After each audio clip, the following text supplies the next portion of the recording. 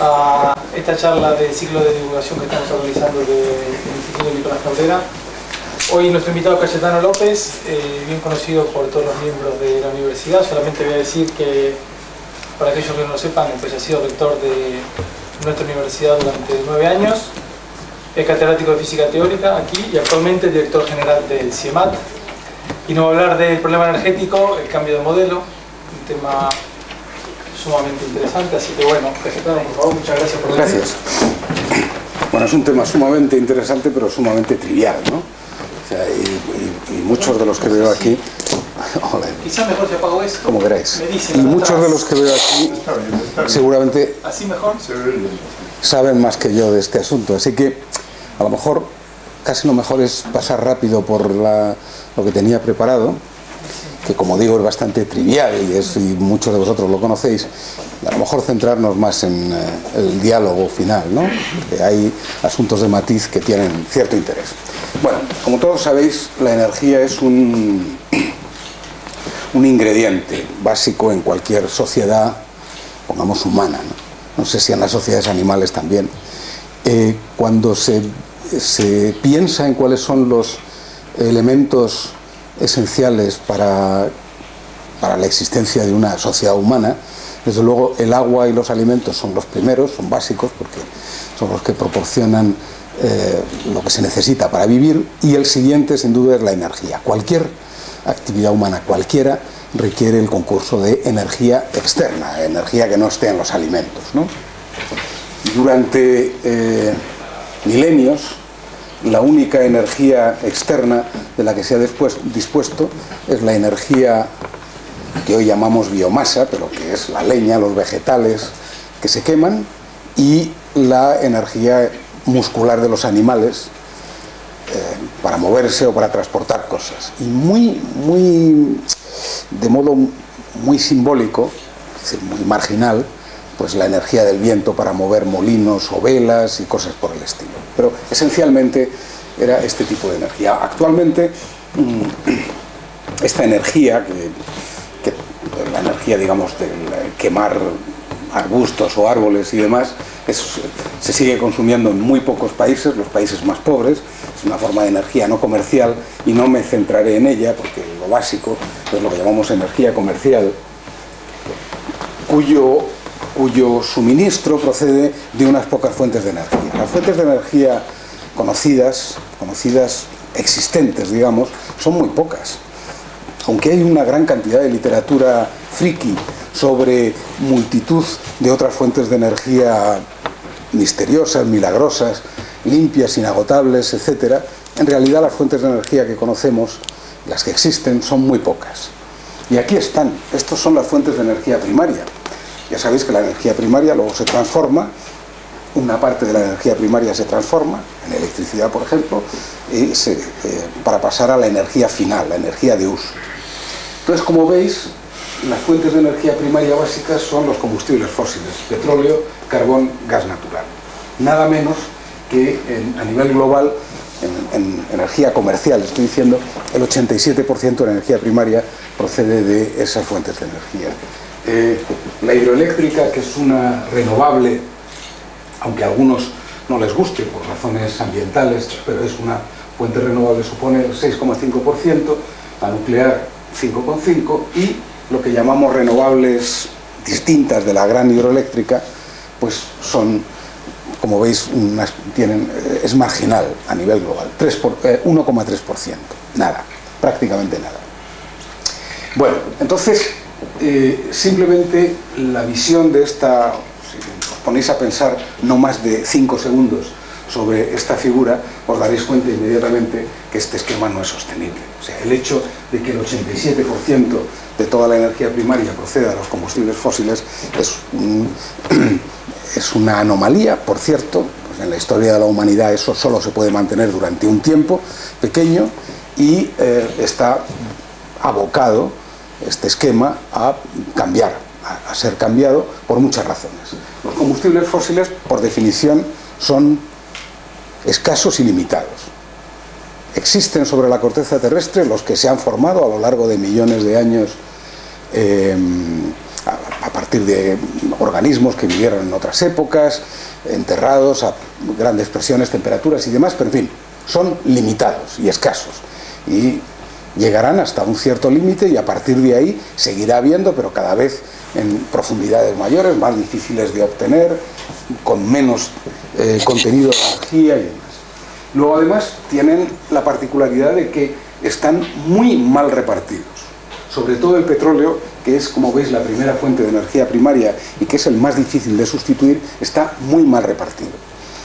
El 60% de todas las reservas conocidas está en 5 o 6 países de la península arábiga y alrededores, ¿eh? Así que está muy mal repartido. Y además hay efectos medioambientales de los que somos conscientes desde hace unas cuantas décadas, y es la producción, diría yo, inmoderada, una producción exagerada de anhídrido, de dióxido de carbono, de CO2, como consecuencia de la combustión de estos combustibles fósiles. Cada año se emiten a la atmósfera aproximadamente unos 30.000 millones de toneladas de CO2. Y eso, pues poco a poco va alterando la composición de la atmósfera. En las reconstrucciones que se han hecho en los últimos 500.000 años de la atmósfera terrestre, pues se estima que el contenido de CO2 ha oscilado entre 220, 230 y 300 partes por millón en volumen. Ahora estamos en 380, 390 partes por millón, y como veréis, las previsiones son que subirá muchísimo más de esa cantidad a niveles que nunca se han registrado en la historia, digamos, relativamente reciente de la Tierra. Bueno, esto es voy a pasar rápido, es una muestra de la intrínseca escasez de un combustible como el petróleo, y esto es una muestra de cuáles son las emisiones comparativas de CO2 por unidad de energía producida a partir de las distintas tecnologías o las distintas fuentes de energía primaria. Esto corresponde al carbón. Son en rojo. Esto es interesante porque hace poco estuve en un debate sobre energía nuclear y ahora os diré por qué viene a cuento esto. En rojo son las emisiones de CO2 debidas a la combustión directa. Simplemente cuando se quema petróleo o carbón, sale CO2. Y en verde están las emisiones indirectas a lo largo del ciclo de vida. Para llevar un litro de gasolina al coche donde se quema y genera el CO2, antes hay que haberlo buscado, hay que hacer perforaciones, prospecciones, después hay que bombearlo, transportarlo, refinarlo. Todo eso son procesos que gastan energía, por lo tanto suponen emisiones de CO2, todo eso es lo que se llama análisis de ciclo de vida, y en verde están las emisiones, digamos, indirectas.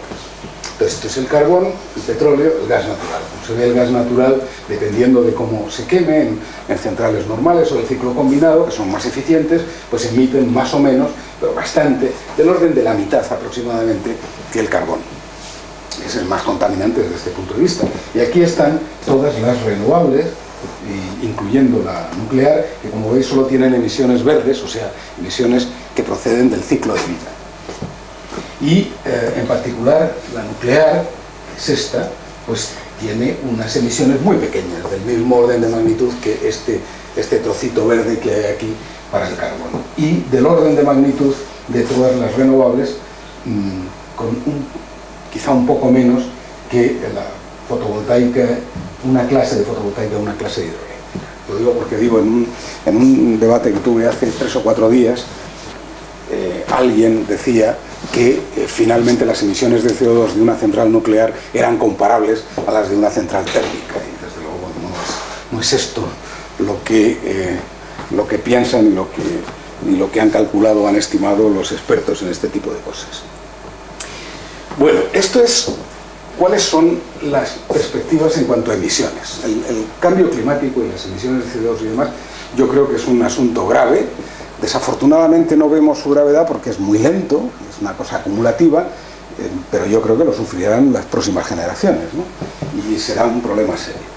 Si no se hace nada, si no cambiamos este modelo energético, las emisiones, bueno, aquí están las emisiones 2008, pongamos que es hoy, ¿no? Las emisiones son en total 45.000 millones de toneladas, o sea, 45 gigatoneladas, de las cuales 30, que es lo que decía antes, están asociadas a la producción de energía.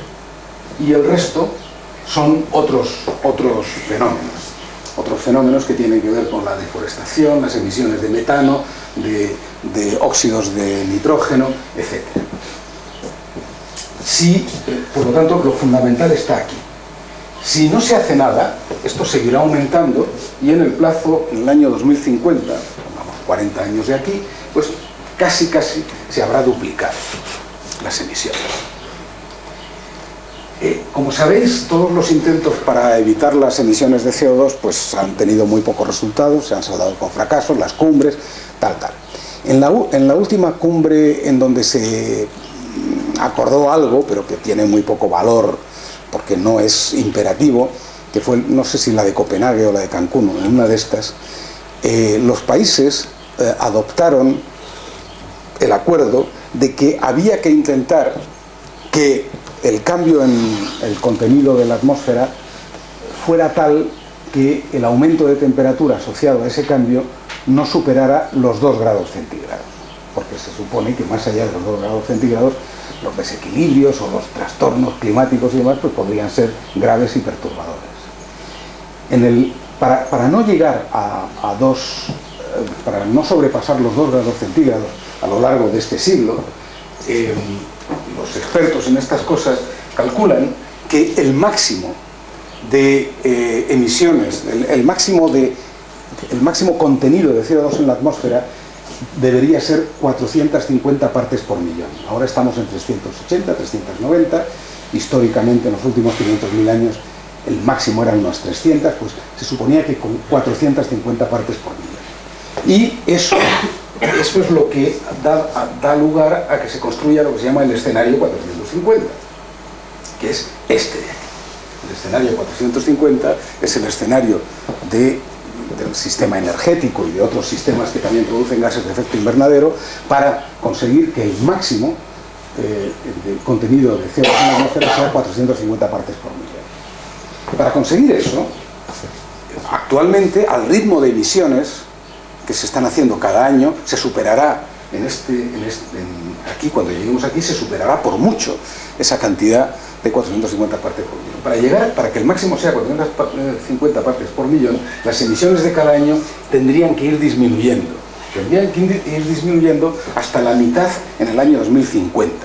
Fijaros, hasta la mitad. Mientras que si seguimos como estamos haciendo actualmente y no hay ningún cambio realmente significativo, se duplicarán.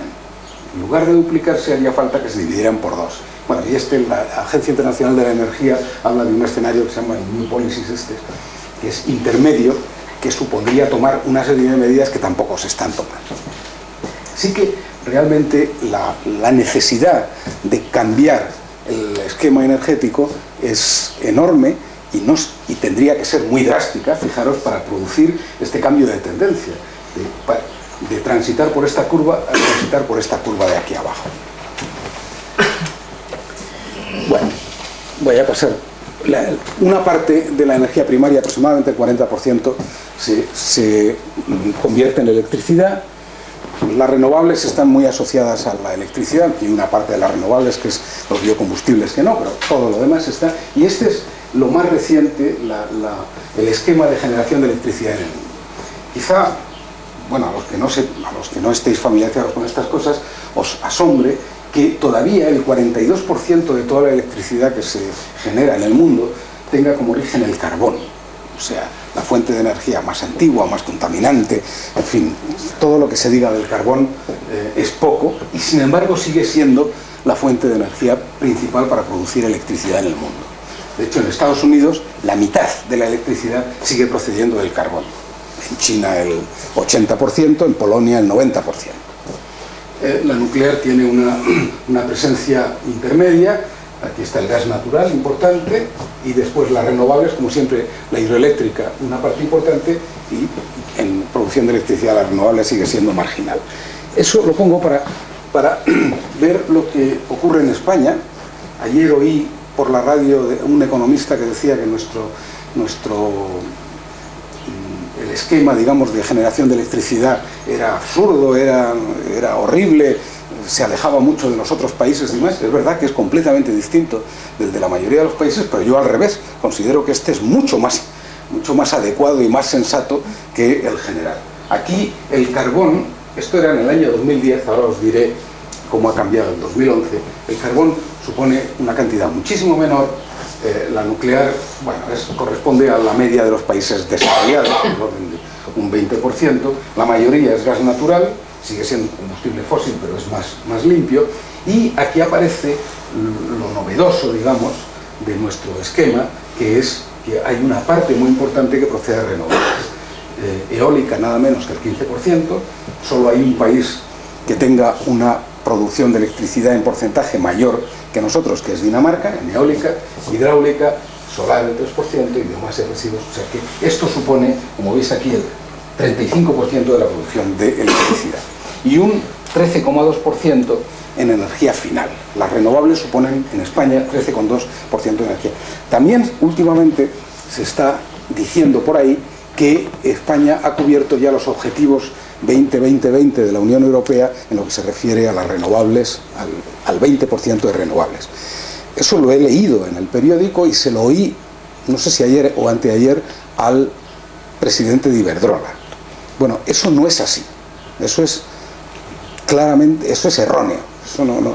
El 20% que se ha fijado para el año 2020 en la Unión Europea, procedente de renovables, es sobre la energía final, no sobre la electricidad. Por supuesto que en electricidad, en renovables hemos pasado ya al 20%, en 35%, pero ese 20% es energía final, es decir, incluyendo también la energía para el transporte, la energía para el calor industrial y doméstico, etcétera, etcétera.